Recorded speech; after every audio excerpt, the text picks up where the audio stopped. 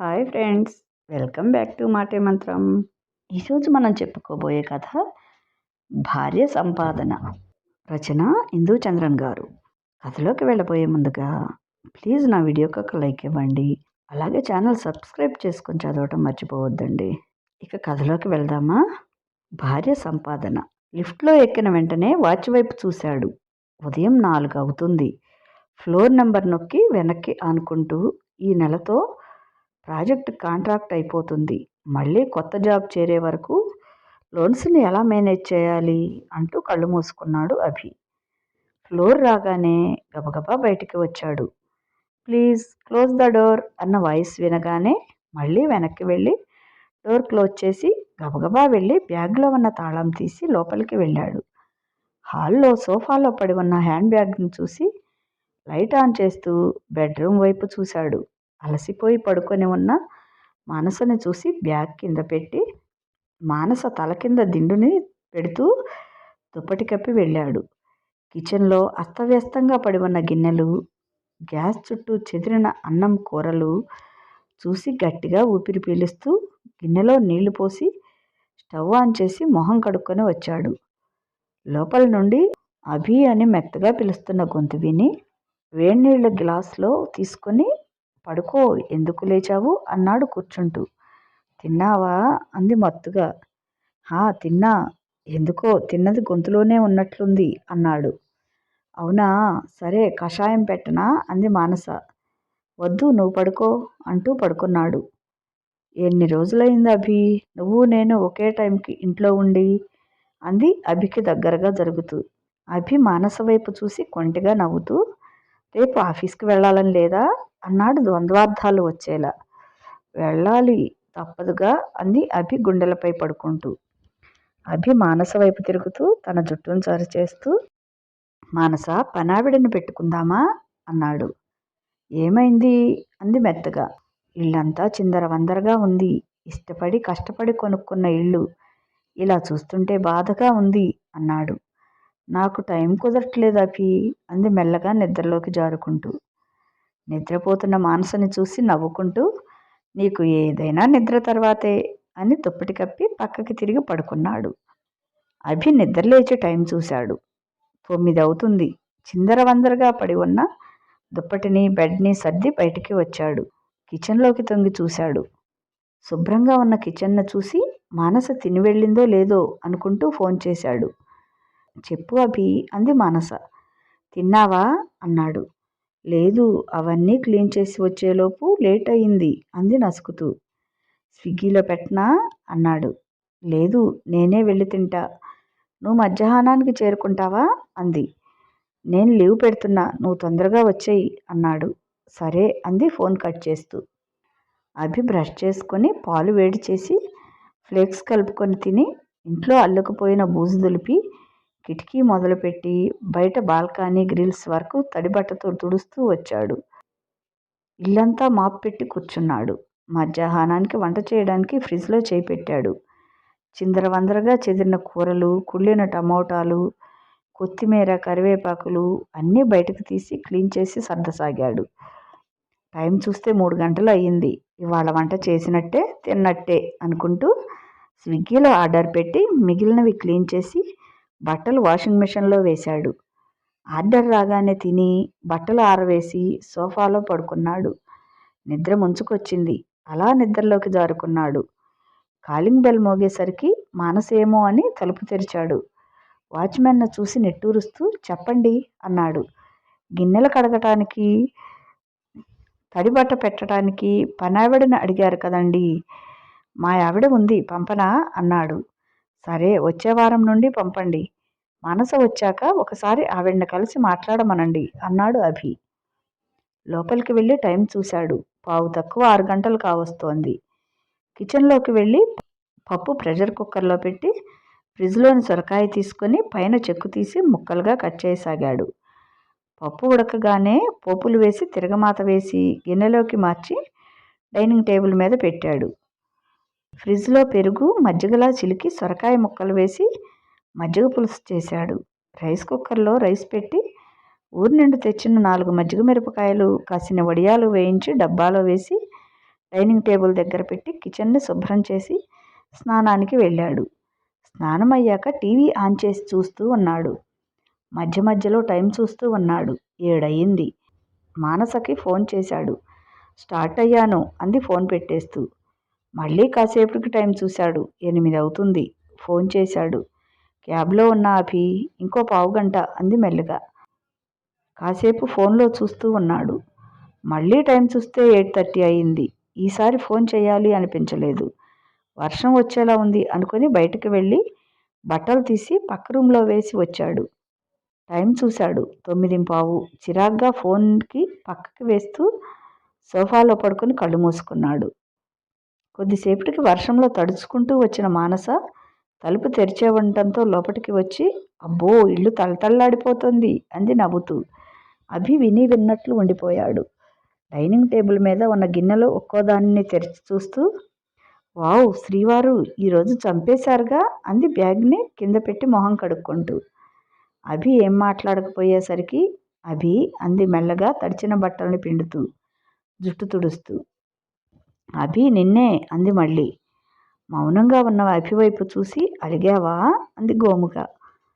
అభి కోపంగా చూసి, వెళ్ళి తిని పడుకో అన్నాడు. అంత కోపం ఎందుకు అభి? నేను కావాలని లేట్ చేయలేదు కదా, మంతెండ్ కదా అంది. నువ్వు తిని పడుకో మానసా అన్నాడు గదిలోకి వెళ్ళి పడుకుంటూ. మానస కోపంగా, ఖాళీగా తిరిగి వస్తున్నానా అభి? నాకు ఆఫీస్ వర్క్స్ ఉంటాయి కదా అంది. అదే నీ ప్లేస్లో నేనుంటే నేను ఇదే ఆన్సర్ చేస్తే నువ్వు ఒప్పుకుంటావా అన్నాడు అభి లేచి నిలబడి. మానస ఆలోచిస్తూ ఉంది. మీకొక న్యాయం మాకొక న్యాయమా? మీరు అలిగితే బుజ్జగించాలి, బ్రతిమలాడాలి. అదే మాకు కోపం వచ్చినా అలిగినా మేమే సర్ది చెప్పుకోవాలి. మిమ్మల్ని మాత్రం ఎవ్వరూ అడగరు అన్నాడు నిట్టూరుస్తూ. ఓ అదా నీ బాధ, ఇప్పుడు నేను నిన్ను బుజ్జగించాలా అంటూ తడిచిన బట్టలతో వెళ్ళి వెనక నుండి వెళ్ళి అభినే హత్తుకుంది. సారీ, వర్షం వల్ల ట్రాఫిక్ లేట్ అయింది అంది మెల్లగా. నీ సారీలు పూరీలు నువ్వే పెట్టుకో అన్నాడు. ప్లీజ్ అభి, మా బుజ్జి కదా, ఆకలేస్తుంది, వెళ్ళి తిందామా అంది అభి మెడని చుట్టేస్తూ కళ్ళలోకి చూస్తూ. అభి మొహం పక్కకి తిప్పుకున్నాడు. ఇదిగో ఇప్పుడు నా వైపు చూడకపోతే మళ్ళీ నువ్వు ఆకలి అన్నా సరే నేను తిననివ్వను అంది మొహాన్ని తిప్పుకుంటూ. సరే తిందాం పదా అన్నాడు నవ్వేస్తూ. కావాలనే చేస్తున్నావు కదా అంది మనసు గుర్రుమని చూస్తూ. ఏడిపిద్దామని, ఒక్కరోజుకే అలా ఉంటే మన పెళ్ళైన కొత్తలో ఎన్నిసార్లు నిన్నిలా బతిమలాడి ఉంటా. నువ్వెంత బెట్టు చేసేదానివి అన్నాడు ఆట పట్టిస్తూ.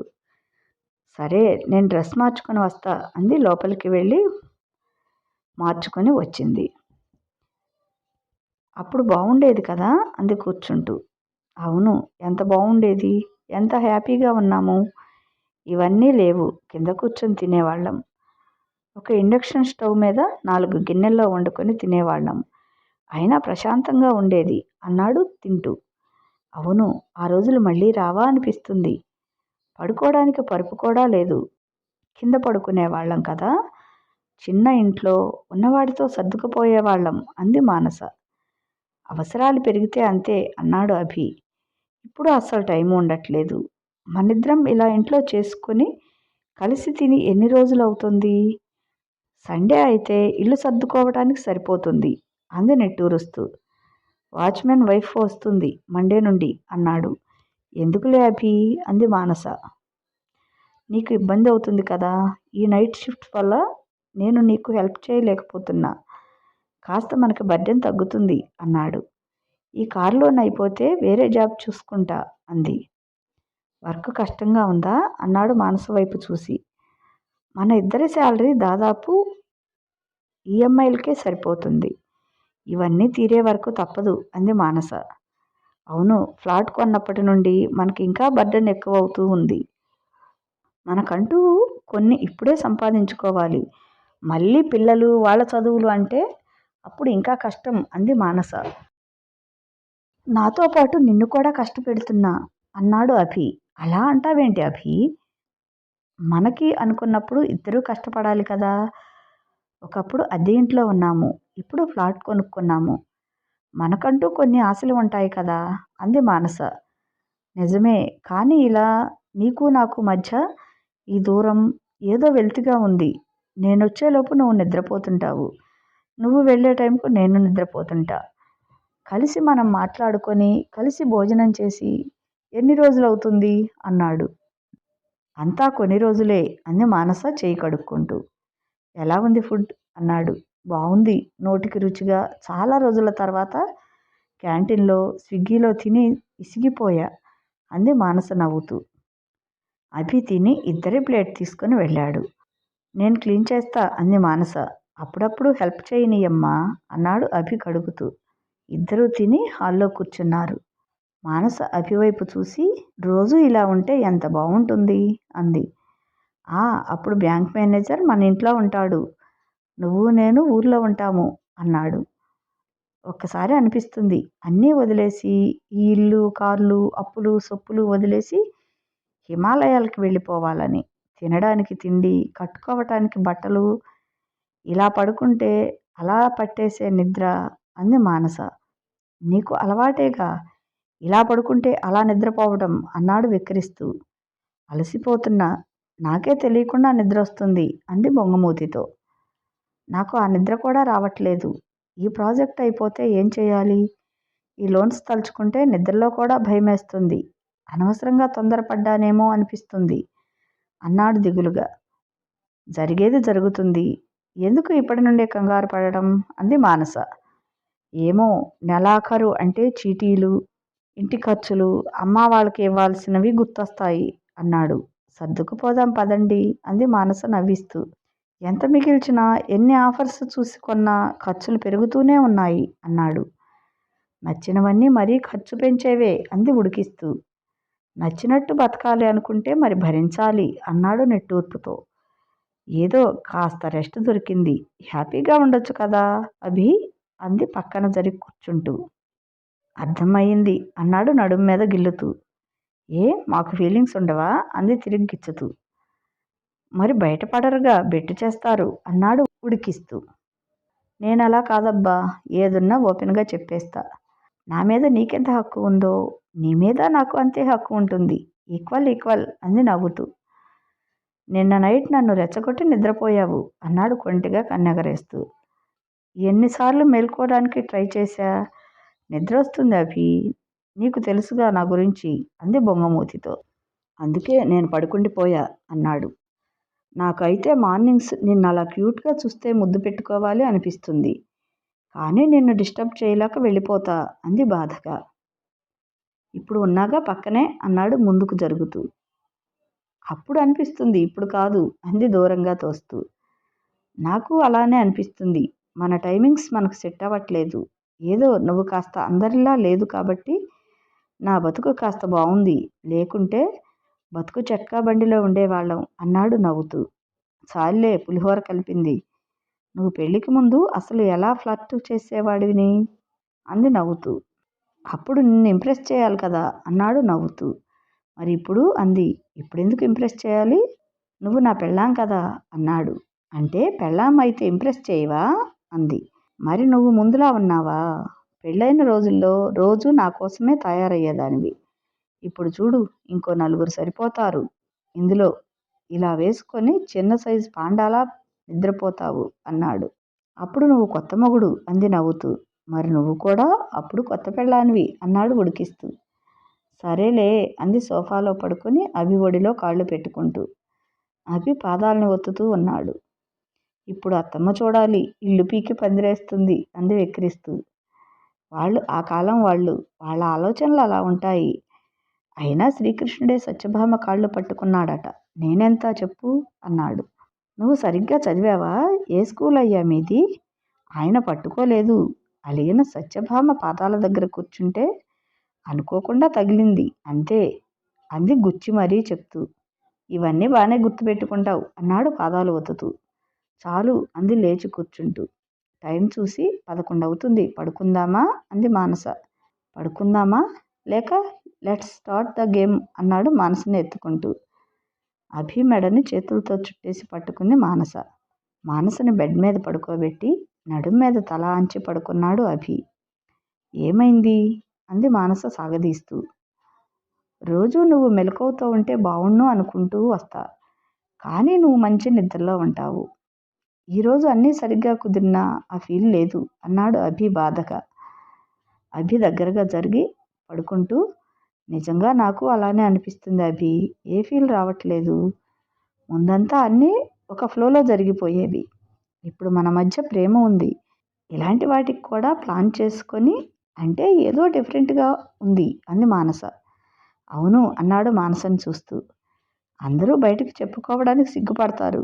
కానీ ఇలా గ్యాప్ ఉంటే మన మధ్య దూరం ఉన్నట్లు అనిపిస్తుంది అన్నాడు అభి. ఏం చేద్దాం మరి అంది మానస.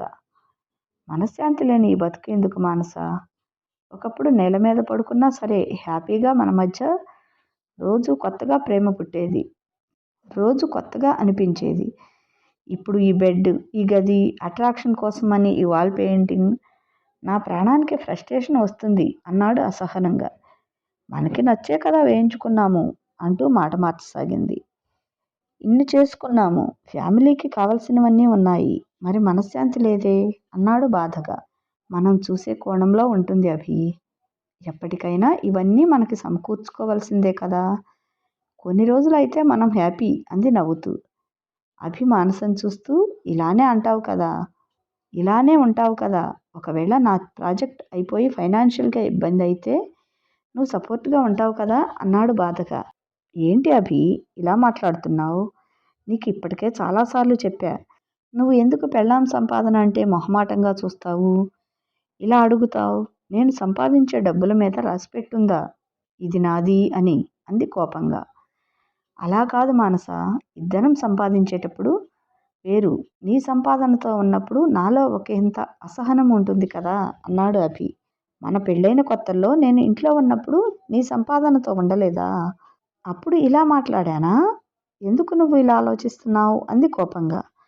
అలా కాదు, నేను ఇంట్లో ఉండి నువ్వు కష్టపడితే ఏదో ఒకలా అనిపిస్తుంది కదా నీకైనా అన్నాడు నసుకుతూ. పెళ్ళాం సంపాదన మీద బతుకుతున్నా అని నువ్వు అనుకుంటావేమో. నువ్వు నన్నెలా బాధ్యత అనుకున్నావో నేను నిన్ను అలానే అనుకుంటా. నేను మళ్ళీ మళ్ళీ చెప్తున్నా, నేను అందరిలా కాదు అంది మానస కోపంగా. అభికి సంతోషంగా అనిపించి కళ్ళలో నీళ్లు కమ్ముకున్నాయి. ఎవరేమనుకున్నా సరే, నువ్వు నా మొగుడివి. నీకు నేను కాకపోతే ఎవరు పెడతారు? నీకు కొన్ని రోజులు కాదు కదా, నువ్వు ఎన్ని రోజులు ఇంట్లో ఉన్నా ఇలానే ఉంటా. నువ్వు ముందు నీ ఆలోచన మార్చుకో అభి. పెళ్ళాం సంపాదన వాల్యూ ఏం తక్కువ కాదు. మీకు ఉన్న టాలెంట్ మాకు ఉంది. నువ్వు సంపాదించే సంపాదన మీద గాంధీ తాతే ఉంటాడు, నా సంపాదన మీద అదే గాంధీ తాతే ఉంటాడు అంది కోపంగా తిడుతూ. అభి నవ్వుతూ మానస నుదుటిపై ముద్దు పెట్టాడు. మళ్ళీ ఇలా ఫ్లర్ట్ చేయకు అంది దూరంగా తోస్తూ కోపంగా. మానసని దగ్గరికి లాక్కుంటూ, పెళ్ళైతే ఇలా ఉంటుంది, అలా ఉంటుంది అని భయపెట్టిన వాళ్ళని చూసి కంగారు పడ్డా. చాలామంది గేమ్ ఓవర్రా అని ఏడిపించేవాళ్ళు. కానీ నువ్వు అలా లేదే మానస అన్నాడు బొగ్గగిల్లుతూ నవ్వుతూ. నువ్వేం తక్కువ, నన్ను నీకు సమానంగా చూస్తూ వచ్చావు కదా అందుకే అంది చిరుకోపంతో. కానీ నువ్వు కష్టపడి ఇంటికొస్తే అని చెప్పబోయాడు. ఆపుతావా అభి? మనకి పెళ్ళైన ఈ 4 ఏళ్లలో నువ్వు ఏ రోజు ఈ పని ఆడవాళ్లే చేయాలి, ఈ పని మగవాళ్ళు చేయాలి అని విడదీసి చూడటం నేను చూడలేదు. నాకు ప్రతి విషయంలో తోడుగా ఉన్నావు. నేను అలానే ఉంటా. అందులో వింత ఏముంది? నువ్వు ఆఫీస్కి వెళ్ళినప్పుడు నేను హౌస్ వైఫ్లా ఉండలేదా? నువ్వు అలానే కొత్త జాబ్ వచ్చే వరకు రెస్ట్ తీసుకో. నా దగ్గర ఈ మొహమాటాలు, ఈ నసకటాలు వద్దు అంది కోపంగా. నేను మా చిన్నప్పుడు మా ఇంట్లో మా తాతయ్య, నానమ్మ, 2 బాబాయిలు కలిసే ఉండేవాళ్ళం. రోజంతా అమ్మ ఇంట్లో పనిచేసి అలసిపోయి రాత్రిల్లో పడుకునేది. మళ్ళీ అందరికన్నా ముందు లేచి చేసేది. ఇంట్లో ఎవరూ సహాయం చేసేవాళ్లే కాదు. ఇంకా అది చెయ్యి, ఇది చెయ్యలేదు అని చెప్పేవాళ్ళు. కొన్నాళ్ళకి అమ్మకి ఒంట్లో బాగా లేకుండా వచ్చింది. మా పనులు మేము చేసుకునేటప్పుడు అర్థమైంది ఎంత కష్టమో. మన పనులు చేసుకునేటప్పుడే మనం కాస్త నెగ్లెక్ట్ చేస్తాం. అలాంటిది అందరి పనులు నెత్తిన వేసుకొని ఇంట్లో ఆడవాళ్ళ మీద గౌరవం పెరిగింది. మా అమ్మకే కనుక జీతం ఇవ్వాలనుకుంటే నా లైఫ్ లాంగ్ సంపాదించినా సరిపోదు అన్నాడు నవ్వేస్తూ. నిజమే కదా, ఇంట్లో ఖాళీగా ఉన్నావు అని ఈజీగా అనేస్తారు చాలామంది. కానీ కొన్నిసార్లు అనిపిస్తుంది, ఆఫీస్లో 8 గంటలు పనిచేస్తే ఇంట్లో 24/7 చేయాలి. ఎంత కష్టం. అయినప్పటికీ వాళ్ళని గుర్తించరు. కాదు కదా దెప్పి పొడుస్తారు అంది బాధగా. ఏదో ఒకరోజు ఆ మాట అనేవాళ్ళు తెలుసుకుంటారులే మానస. ఇంత పెద్ద లైఫ్లో ఆ అవకాశం వాళ్ళకి రాదా ఏంటి అన్నాడు నవ్వుతూ. రేపు వాచ్మెన్ వైఫ్ వస్తే నువ్వే వర్క్ చెప్పేసేయ్ అంది మానస. వద్దులే మానస, నేను ఎలాగో ఖాళీ కదా, ఇంట్లో పని చూసుకుంటాలే అన్నాడు. వద్దులే అభి, నువ్వు కొన్ని రోజులు రెస్ట్ తీసుకో అంది మానస. ఇల్లు నచ్చుకొన్నప్పుడు ఇంటి పనులు నచ్చవా ఏంటి, నేను చూసుకుంటా అన్నాడు నవ్వుతూ. సరే అంది కళ్ళు మూసుకుంటూ. ఇప్పుడు కాస్త మనశ్శాంతిగా ఉంది మానస అన్నాడు బాధగా. ఏంటి అభి నువ్వు, ఇది జస్ట్ ఒక జాబ్, మళ్ళీ దానికోసం ఏదేదో మాట్లాడుతున్నావు. ఇందుకేనా నన్ను తొందరగా రమ్మన్నావు అంది విసుక్కుంటూ. సారీ అన్నాడు హత్తుకుంటూ కళ్ళు మూస్తూ. రోజులాగా నిద్రలేచేసరికి మానస పక్కన లేదు. అభి యథావిధిగా పనులు చేసుకుని కిచెన్లో ఉన్నాడు. సాయంత్రానికి మానస వచ్చింది. ఏంటి తొందరగా వచ్చేసావు అన్నాడు అభి చూస్తూ. నీకోసమే అంది కవ్విస్తూ నవ్వుతూ. ఏం చేసావు డిన్నర్ అంటూ వెనక నుండి హత్తుకుంది. ఏంటి మేడం ఇవాళ స్పీడ్ మీద ఉన్నావు అన్నాడు ఎత్తుకొని గ్యాస్ బండ పక్కన కూర్చోబెడుతూ. అభి మొహాన్ని అరచేతుల్లోకి తీసుకుని కళ్ళలోకి సూటిగా చూస్తూ ఉంది. ఏమైంది అన్నాడు నవ్వుతూ. ఆకలేస్తుంది అంది నవ్వుతూ. నీకోసం గోంగూర చికెన్ చేశా అన్నాడు చూపిస్తూ. అదర కొడుతున్నావయ్యా అభి అంది వాసన చూస్తూ. సరే ఫ్రెష్ అయి వచ్చేస్తా అంటూ వెళ్ళింది. కాసేపటికి light purple colour georgette sari, అక్కడక్కడ చిన్న తళుకులు మెరుస్తూ ఉన్నాయి. లైటింగ్కి కడిగిన మొహం ఆల్చిప్పలోంచి బయటపడ్డ ముత్యంలా ఉంది. బిగించిన జుట్టుని గాలికి వదిలేస్తూ నడుస్తూ వచ్చింది మానస. అభి అలా చూస్తూ ఉన్నాడు. తిందామా అంది కవ్విస్తూ చూస్తూ. ఏంటే మానస, ఇలా నిన్ను ముందు పెట్టుకొని ఎలా తింటాను అన్నాడు దగ్గరికి జరుగుతూ చేతులతో బంధిస్తూ. అభి చేతుల మధ్యలో నుండి తప్పించుకొని పరిగెత్తసాగింది. పట్టుకోవడానికి అభి వెనక పరిగెత్తాడు. చీర కుచ్చెలను పట్టుకొని పరిగెడుతున్న మానసని ఒడిసి పట్టుకుని గదిలోకి ఎత్తుకొని వెళ్ళాడు. ఇద్దరి ఉచ్ఛ్వాస నిశ్వాసలు గట్టిగా వినిపిస్తున్నాయి. అభి నవ్వుతూ మానస అధరాలపై ప్రేమ వర్షాన్ని కురిపించాడు. కౌగిలిలో ఒదిగిన మానస తనువు అభి చేతిలో శృంగార గీతాన్ని మీటుతున్న వీణలా మారింది. ఇంతకు మించి ప్రేక్షక పాత్ర సమంజసం కాదు సుమా. మరుసటి రోజు రోజులాగే మానస ఆఫీస్కి వెళ్ళింది. అభి రోజులాగే ఇంట్లో పనులు చక్కదిద్ది తన పనులు తాను చూసుకోసాగాడు. 2 నెలలు గడిచాయి. అభికి వేరే కంపెనీలో ఉద్యోగం వచ్చింది. మానస టైం అవుతోంది పద, నిన్ను ఆఫీస్లో డ్రాప్ చేసి నేను అలానే వెళ్తా అన్నాడు కారు కీస్ అందుకుంటూ. వచ్చేసా అంటూ పరిగెడుతూ వచ్చి మానస అభి పక్కన నడవసాగింది. ఎలా ఉందండి కథ? భార్యాభర్త ఒకరికొకరు సహకరించుకుంటే ఇలాగే వారి జీవితం అందంగా ఆనందంగా సాగిపోతుంది కదా. నువ్వు ఎక్కువ నేను తక్కువ అని అనుకుంటే ఇక అంతే, అక్కడితోనే సంతోషం పోతుంది. ఈ కథ మీకు నచ్చినట్లయితే తప్పనిసరిగా ఒక లైక్ ఇవ్వండి. అలాగే నా ఛానల్ సబ్స్క్రైబ్ చేసుకొని చదవటం మర్చిపోవద్దు. కథ మీకు నచ్చినట్లయితే ఓ చిన్న కామెంట్ పెట్టండి ప్లీజ్. ఇక ఉంటాను. బాయ్, మీ లక్ష్మీ ఘంట.